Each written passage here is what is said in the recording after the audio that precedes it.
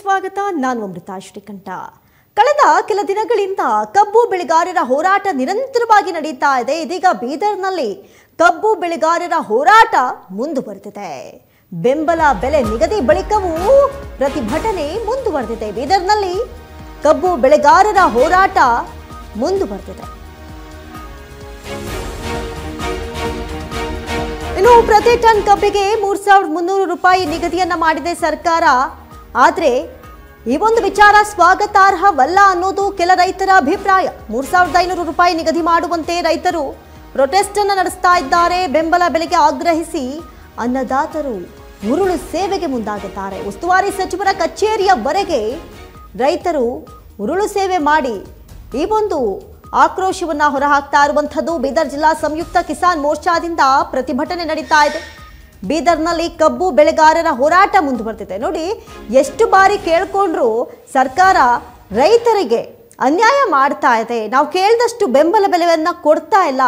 ಈಗ ಕೊಟ್ಟಿರುವಂತಹ 3,300 ರೂಪಾಯಿ ಏನಿದೆ ಅದು ನಮಗೆ ಸಮಾಧಾನಕರ ಅಲ್ಲ, ತೃಪ್ತಿ ತಂದಿಲ್ಲ ಅಂತ ಕೆಲವೊಂದಷ್ಟು ರೈತರು ಅವತ್ತು ಯಾವಾಗ ಈ ಒಂದು ವಿಚಾರ ಬಂತೋ ಅಥವಾ ಯಾವತ್ತು ಅನೌನ್ಸ್ಮೆಂಟ್ ಮಾಡಿದ್ರು ಅವತ್ತು ಖುಷಿ ಪಟ್ಟರು, ಸಂಭ್ರಮಾಚರಣೆ ಮಾಡಿದ್ರು. ಆದರೆ ಇನ್ನೂ ಕೆಲವು ಕಡೆ ರೈತರು ಅಸಮಾಧಾನಗೊಂಡಿದ್ರು. ನೋಡಿ, ಅಸಮಾಧಾನ ಎಷ್ಟರ ಮಟ್ಟಿಗೆ ಭುಗಿಲೇಳ್ತಾ ಇದೆ ಅಂದರೆ, ನಾವು ಸಮಾಧಾನಗೊಂಡಿಲ್ಲ, ಈ ಒಂದು ಬೆಲೆ ನಮಗೆ ಸೂಕ್ತ ಅಲ್ಲ ಅಂತ ಹೇಳಿ ಇದೀಗ ಬೀದರ್ನಲ್ಲಿ ಕಬ್ಬು ರೈತರು ಹೋರಾಟವನ್ನು ನಡೆಸ್ತಾ ಇದ್ದಾರೆ. ಉರುಳು ಸೇವೆ ಮಾಡಿ ಸರ್ಕಾರಕ್ಕೆ ಎಚ್ಚರಿಕೆ ಕೊಡ್ತಾ ಇದ್ದಾರೆ.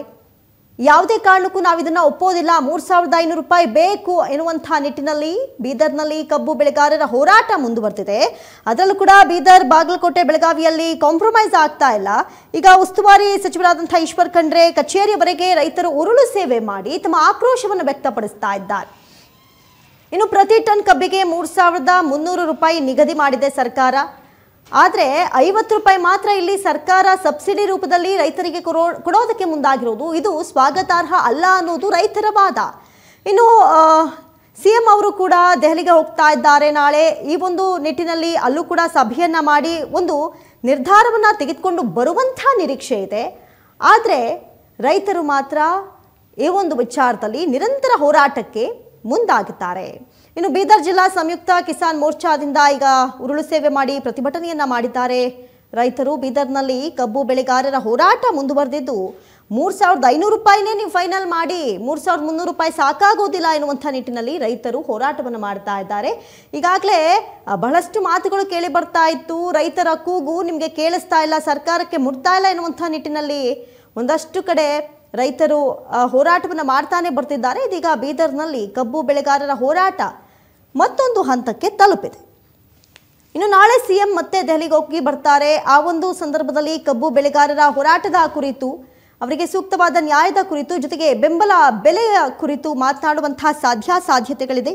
ಕಬ್ಬು ಬೆಳೆಗಾರರ ಸಂಕಷ್ಟ, ಜೊತೆಗೆ ನೀರಾವರಿ ಯೋಜನೆಗಳಿಗೆ ಅನುಮತಿ ಸೇರಿ ರಾಜ್ಯದ ವಿವಿಧ ವಿಚಾರಗಳ ಬಗ್ಗೆ ಇನ್ನು ಪ್ರಧಾನಿ ಮೋದಿಯವರ ಜೊತೆಗೆ ಚರ್ಚೆ ಮಾಡುವಂತಹ ಸಾಧ್ಯತೆಗಳು ಕೂಡ ಇದೆ ಅಂತ ಹೇಳಲಾಗ್ತಾ ಇದೆ.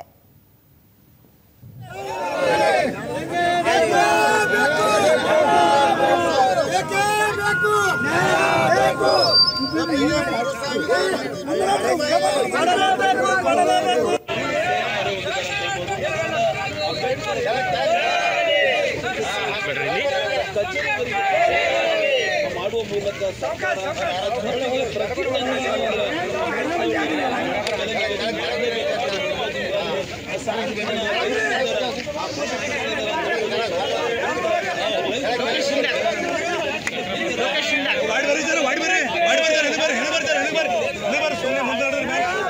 ರಾಜ್ಯದ ಮುಖ್ಯಮಂತ್ರಿ ಸಿದ್ದರಾಮಯ್ಯ